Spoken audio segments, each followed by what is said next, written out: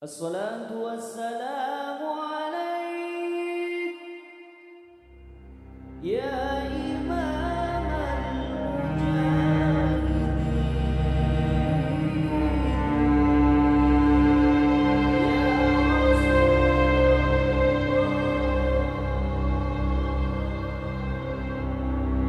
Langit sore di kota Malang perlahan memudar, berubah dari biru cerah menjadi oranye keunguan.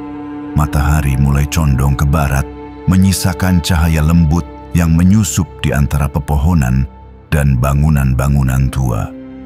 Angin membawa aroma tanah basah dan dedaunan kering, tanda malam akan segera datang. Rafa, pelajar SMP berusia 14 tahun, bergegas turun dari angkot yang membawanya dari sekolah. Jam digital di pergelangan tangannya menunjukkan pukul 17.02.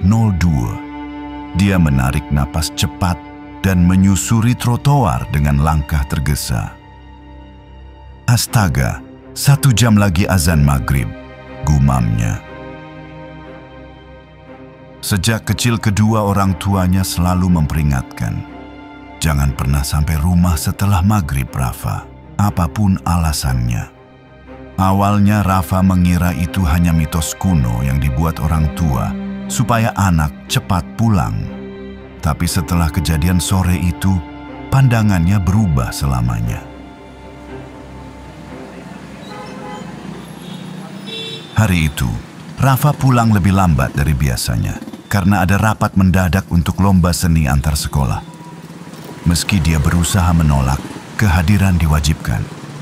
Sekarang, dia harus berlomba dengan waktu untuk sampai rumahnya. Sebuah rumah kecil di ujung gang berkelok yang terkenal sepi dan tua. Setelah berjalan cepat hampir 10 menit, Rafa sampai di mulut gang tempat rumahnya berada. Gang itu terlihat seperti lorong sempit yang menelan cahaya sore, membuat bagian dalamnya tampak gelap dan mencekam. Ia menarik napas panjang dan mulai masuk.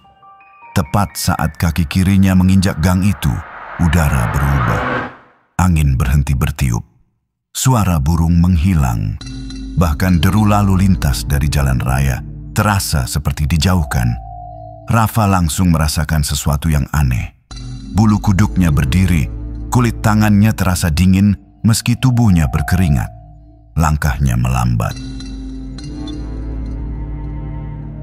Gang itu memang bukan jalur yang menyenangkan. Dinding-dinding rumah yang mengapitnya tinggi dan rapat. Beberapa rumah sudah lama kosong. Di antara celah bangunan, tanaman liar tumbuh tak terkendali. Ada beberapa titik yang terlalu gelap karena pohon atau atap rumah tetangga menghalangi sinar matahari. Rafa menelan ludah. Langkahnya menggema, seolah diikuti.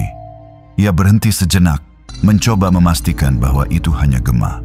Tapi saat ia berhenti, suara langkah masih terdengar setengah detik lebih lama.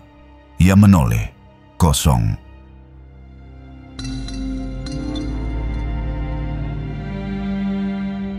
Ia lanjut berjalan, kali ini lebih cepat.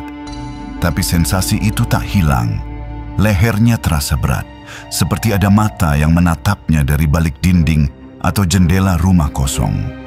Sekilas, dari ujung mata, ia melihat sesuatu berkelebat di lorong kecil di sebelah kiri. Ia menoleh tajam. Hanya sebuah pintu kayu lapuk yang separuh terbuka. Langkahnya semakin tergesa. Di tikungan berikutnya, Rafa melewati rumah tua bekas warung yang sudah lama kosong. Papan namanya masih tergantung miring. Ia ingat dulu sering beli permen di sana saat kecil. Tapi sekarang, tempat itu seperti bangkai rumah, penuh debu dan jaring laba-laba. Saat ia melewatinya, telinganya menangkap suara kecil, seperti tarikan napas berat dari dalam warung. Rafa menahan napas. Jantungnya berpacu. Ia tidak berani melihat ke dalam. Ia lari. Di tengah gang berikutnya, jalanan menjadi lebih sempit. Cahaya hampir tidak masuk. Sebelah kanan adalah tembok tinggi bekas pabrik es, sedangkan sebelah kiri pagar kawat yang ditutupi tumbuhan liar. Udara semakin berat. Rafa seperti berjalan di bawah air. Langkahnya terseret, matanya bergerak liar menatap kiri dan kanan. Ada suara ranting patah di belakangnya. Ia menoleh cepat, tidak ada apa-apa. Tapi tiba-tiba, sesuatu menjulur dari balik semak pagar, seperti tangan kurus berkulit abu-abu. Sekilas saja terlihat, namun cukup untuk membuat Rafa hampir menjerit. Ia lari lagi, nafasnya memburu. Gang terasa semakin panjang dari biasanya. Di tikungan terakhir sebelum rumahnya, Rafa berhenti sebentar untuk mengatur napas. Ia hanya butuh 1 menit lagi. Ia bisa melihat rumahnya di ujung sana, berdiri tenang dengan lampu depan menyala samar. Tapi saat itu pula, ia merasakan sesuatu. Ada yang berdiri di belakangnya. Sangat dekat, tidak terdengar langkah, tidak ada bayangan, tapi ia tahu ada sesuatu di sana. Perlahan-lahan, dengan tubuh gemetar, Rafa menoleh ke belakang. Tidak ada siapa-siapa, tapi udara di sekitarnya berubah menjadi lebih dingin dan ia mencium bau busuk, seperti bau daging busuk dicampur tanah basah. Rafa kembali berlari, jam di tangannya menunjukkan 17.58.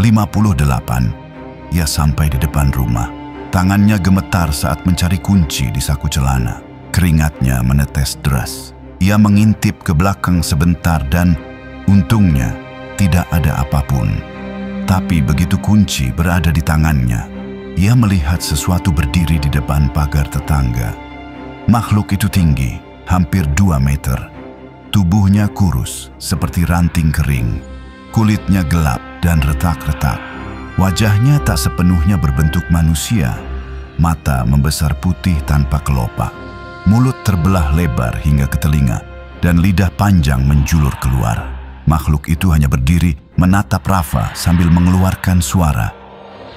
Rafa menjerit pelan sambil buru-buru memasukkan kunci ke lubang, tapi jemarinya gemetar. Kunci tak pas. Ia coba lagi dan lagi. Tapi tiap kali ia mencoba, tangannya makin goyah. Makhluk itu mulai berjalan pelan ke arahnya. Langkahnya berat. Setiap langkah menggema seperti dentuman. 17.59. Rafa mencoba lagi. Kali ini kunci masuk, tapi tak bisa diputar. Keringat membasahi wajahnya. Tangannya berkeringat. Dari belakangnya, langkah makhluk itu semakin dekat. Ia bisa mendengar suara napas makhluk itu.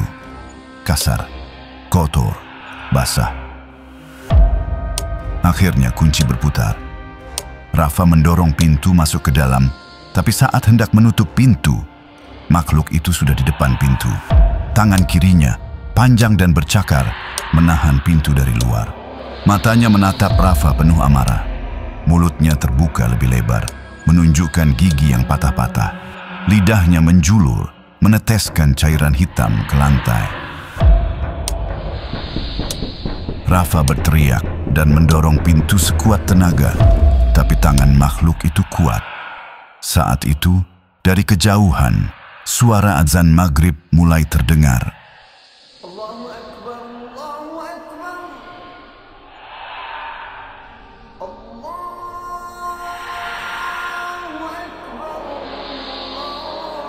Makhluk itu melolong panjang, seperti terbakar. Tangan bercakarnya terlepas perlahan, dan ia mundur dengan tubuh melengkung ke belakang, lalu menghilang dalam bayangan pintu. Rafa membanting pintu, menguncinya rapat. Ia jatuh terduduk sambil menangis tertahan. Di balik pintu hanya sunyi. Tidak ada langkah, tidak ada suara napas, hanya suara azan yang berkumandang pelan menyelimuti malam.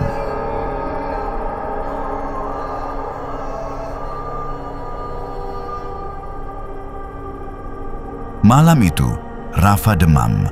Ia tidak keluar kamar. Ibunya hanya membisikkan sesuatu sebelum menutup pintu kamarnya. Ibu sudah bilang, jangan pernah pulang telat maghrib. Sejak saat itu, Rafa selalu memastikan satu hal. Ketika langit mulai berubah warna dan azan belum terdengar, dia harus sudah sampai rumah. Karena dia tahu, di gang itu sesuatu menunggu.